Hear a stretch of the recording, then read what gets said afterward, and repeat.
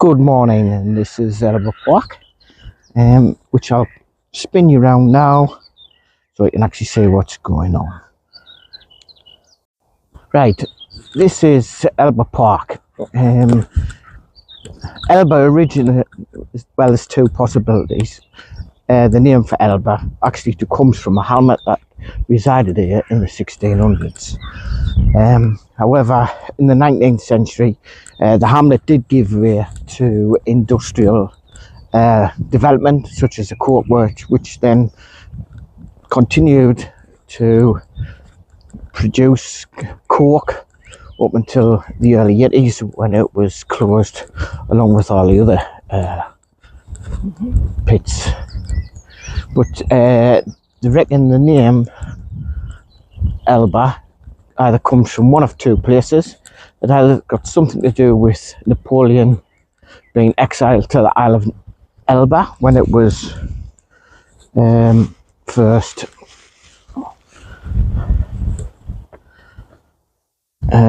established, or something to do with the corner or the elbow in the road on the way to Durham. ELBA Park hosts 53 hectares of public green space, and it's managed by the Land Trust. I think I've got that right. It has a host of wildlife.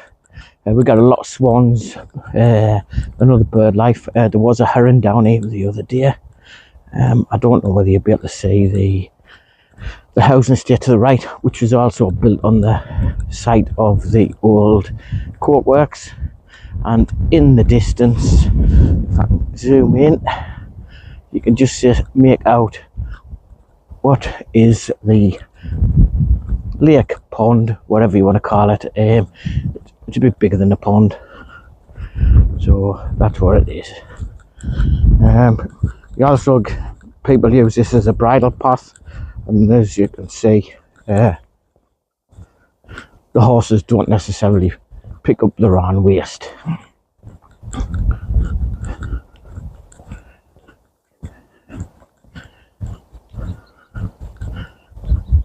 Right. And that's little Bonnie there, out on her weekend walk. She loves running around like a daft bugger. Anyway, there's some people coming up now, so I'm just going to press pause because I don't really want to have them on the camera. Okay, and I do apologise for the shaky camera work. It's my first time. And back again. Yeah, so I bring Bonnie down here. There's a number of different walks around there. There's the Woodland Trail, the Hedgehog Trail, the Sea Lice. There is actually some local artists, sculptures and stuff like we will see the memorial for the pit workers that worked here, who some sadly lost their lives, and obviously we will be going past a few other bits and pieces to commemorate its past. As you can see, there's a little ford, and the grass is quite long.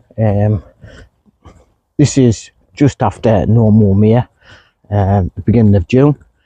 So, but normally it is pretty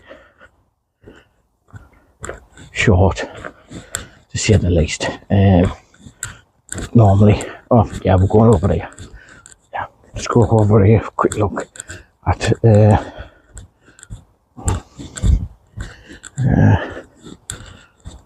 the memorial for the coke works. I don't know. In memory of all the coke workers, all the workers of Lambton Colliery and Coke Works, and the East Durham Coalfield Underground by Colin Wilburn 2010, presented by the Lord Lambton Memorial Group, supported by the Homes and Communities Agency. That's it, and then I'll just have a quick look at this. There's a couple of stone benches, as you can see, and I don't know if I'll be able to get it all in. Yeah, I can, that's better. And local artistry work, and obviously he's either gone to sleep or he's working on the pit face on each side. I did have a friend who sadly passed. He did work on the pit front, or the pit head, should I say, and he often said he was letting a couple of inches of water while working. So as we continue on up this path, we will come onto the banners of the local different minor groups, bands, whatever you want to call them. So it's there. But apart from that, it's a nice, pleasant wee walk. This is only a short walk. It'll be about, but it's actually a combination of 2 walks. I do this one, I go back where I came, and then I cut up the side of the park, which, well, there's a big open field, but whether it's being mowed this time, I don't know. I know last week it hadn't.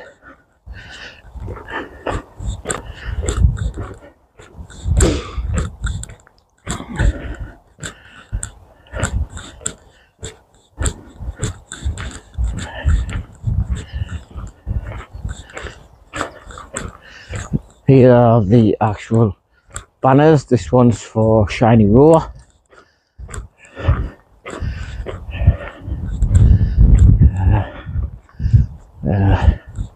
This one's for Dubmeyer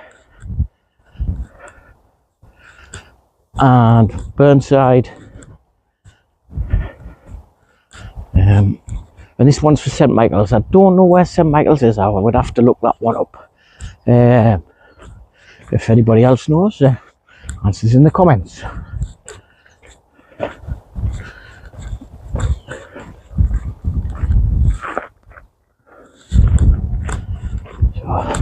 As you can see, there's a lot of spring birds about this morning.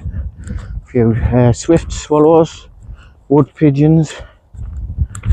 There was a giant heron down here, grey heron, down here the other day. But it was down obviously by the water's edge, down by the stream. But to be fair, it's probably the first time I've actually seen one as close as that.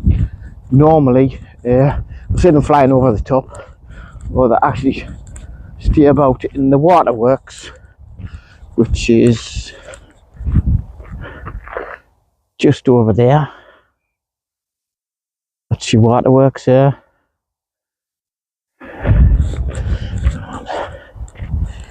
Just keep an eye on little Bonnie Bonbons, because she's wondering where I'm trying.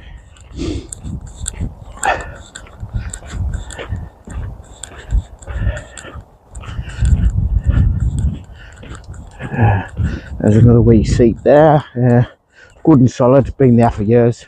I don't think anybody would come in and pinch him. Besides, you can't even get a vehicle in here unless it's one of them little golf type buggies. And as you can see, there is a map that you can download online of the park. There's a couple of trail markers. Obviously we're not going to the right today because I have an appointment later on, so I can't really waste a lot of time this morning. I would like to, but unfortunately I can't. And see, there's a wide selection of trees in here, and as I understand, there was quite a number planted.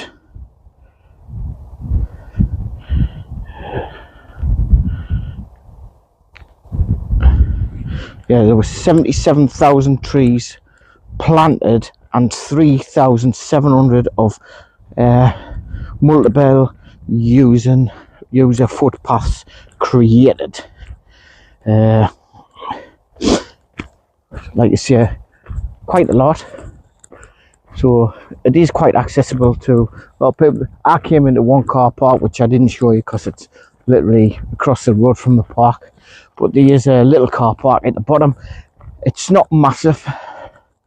If you can park and walk, I would suggest you do that. But it is capable of taking about 10 or 12 cars, I would have said. maybe a few less, depending on the size. And sometimes on a weekend we do get what they call a little coffee shack, where it's a converted horse boxing called Stevie Nicks, and they sometimes are there unless they're at an event or show.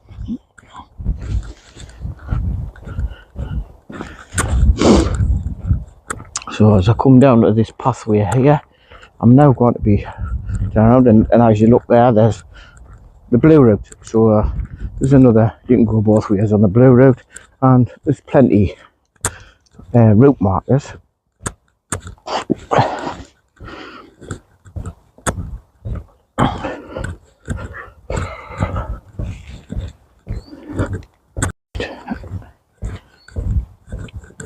So now we walk back down to the bridge, and as you can see, there's greenery all right in front of you. Yeah, I'll pick you back up after I cross the bridge.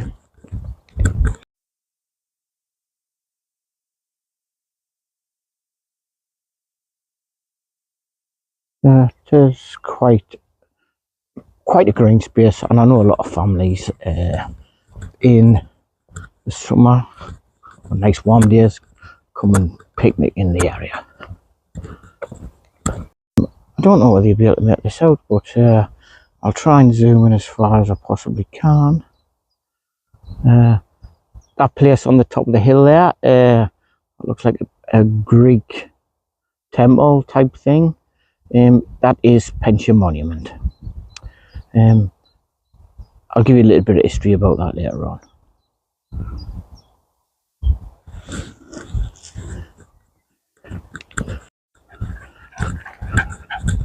Right, so we've now come across the bridge, and we're taking the lower trail off the public path.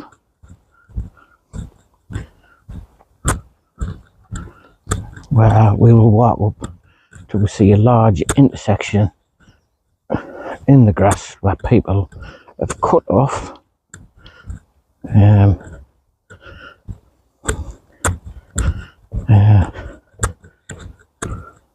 cut across, and then we'll head back to the car. Just so you're aware, the van's not with us today, it's actually on the drive. The car park I use is okay, but if it gets crammed, it's a bit of a mare to get the van actually parked.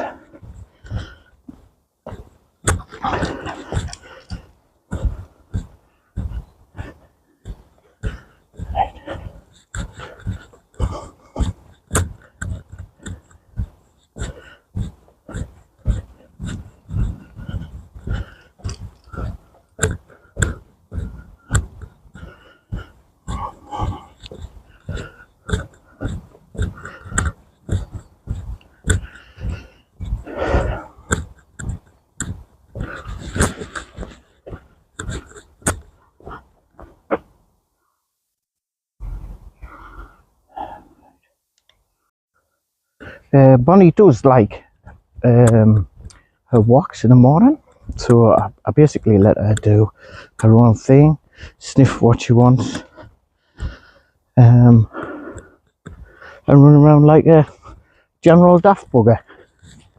And there you are, she's off again. Right, so we've now come across the bridge, and we're taking the lower trail off the public path.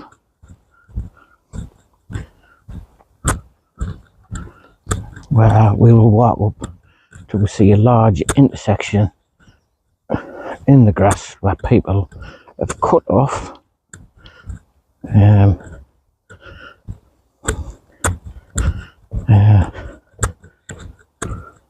cut across, and then we'll head back to the car.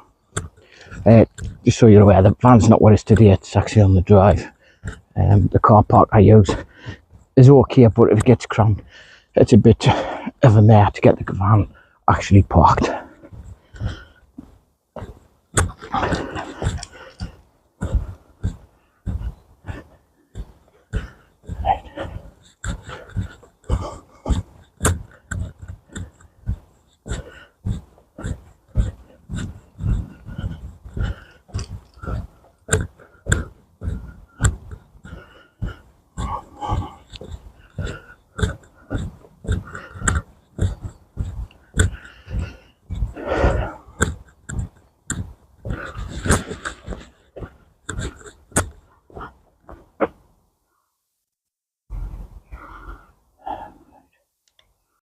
So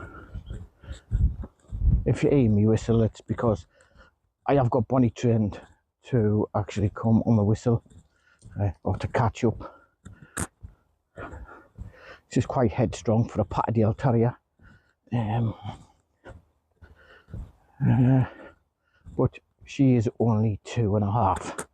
So obviously when she gets a wee bit older, she will start to settle down a lot more. But for life, and a COVID dog, it's pretty much her. Sorry if I make anybody dizzy with that shot there, because I will be putting this on. I'll just piece together where I've stopped pause, because I am relatively new, as I said, at this game. I've never done a video before, and this is the first one.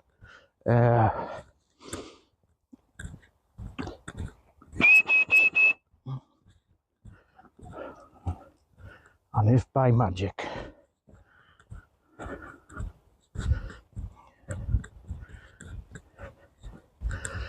I do tend to watch her over here, because with it's been on this side, some of these with the long grass, if she goes wandering into there is a sheer drop down to the tree base, which I tend to keep her off that as best I can. She's like, I tend to walk in the middle of the field, which I'll do now. I'll just go into the middle of the field. Come on then. There you are, there's come on, Larry.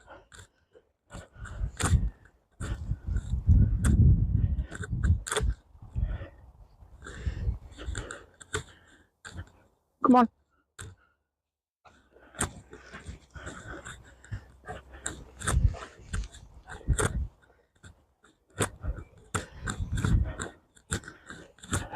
You're letting Dad do all the work.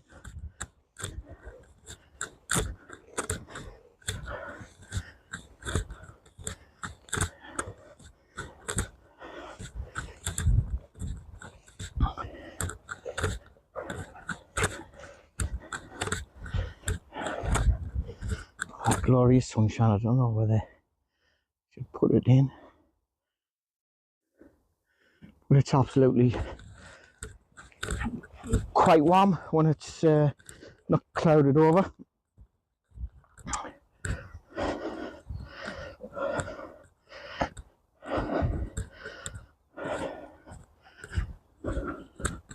So as you can see, there is quite a substantial field here. Normally it is mown, but obviously with it being no mow here, that I haven't got round to doing this yet. And to be honest, I think the local farmer comes in and actually mows it down and cleans it up, so he can use it for feed.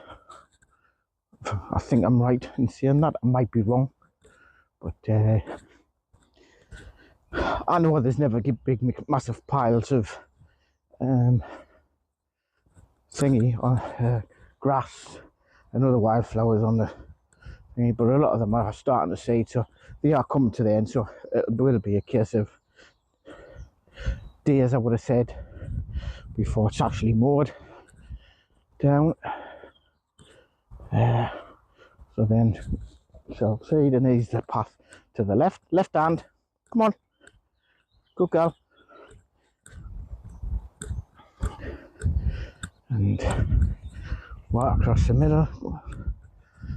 Try not to trip over a dog who's getting the scent of everything. There's a lot of rabbits around here, and obviously some of them do use these runs. But that's basically it.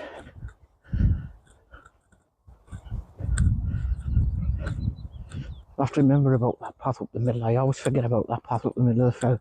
And to be fair, I'd rather come up the middle of the field rather than the edge of the field, because that way she gets to explore a little bit more. Right, we are about to go back onto the road. There's just a wee windy path down here, so Bonnie, wait, good girl.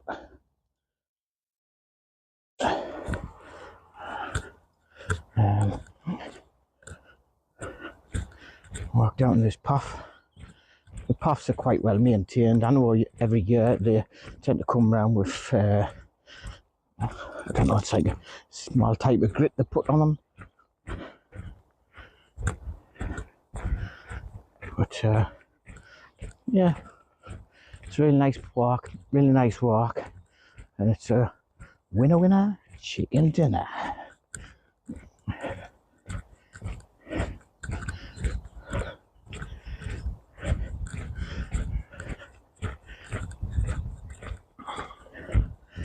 We have got some hazelnut trees in the park, amongst others, and some people actually do come round and forage them, and I have actually took one or two off the trees myself that people have missed. There's an abundance of blackberry trees or bushes or whatever you want to call them, and I think there's actually some red currants in here as well, so but they are quite high, quite tall, so, and they are in amongst the others,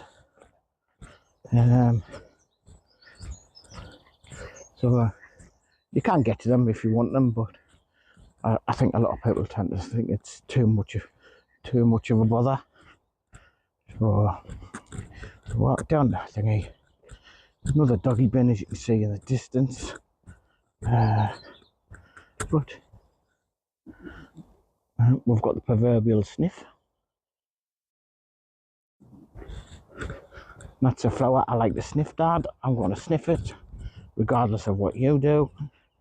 And there is quite a lot of foxes in here, though I know we haven't seen any, and they tend to keep low during the day, out the way, because it is quite a public park for runners, cyclists, dog walkers. But like, it is what it is. So right, and we're now making our way back to the car park, which is where I am parked, and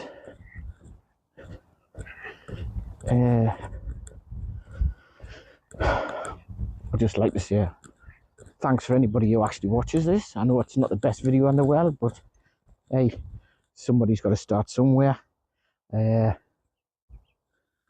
and I will catch you in the next one, where I probably will be with me van and the dog and me, and we'll be off to somewhere else. Okay, and I might even have my wife with us as well. Thank you. Bye.